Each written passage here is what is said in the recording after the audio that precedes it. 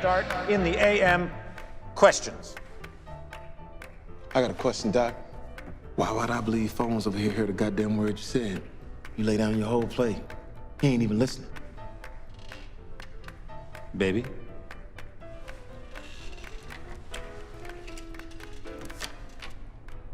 The target is an armored truck at Perimeter Trust in Dunwoody, 10 a.m. sharp. We have the details of the route because someone at the depot has a nasal problem.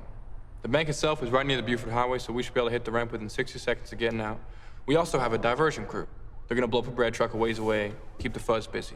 The dress code is the Michael Myers Halloween mask, but don't all buy your mask at the same time. It looks suspicious.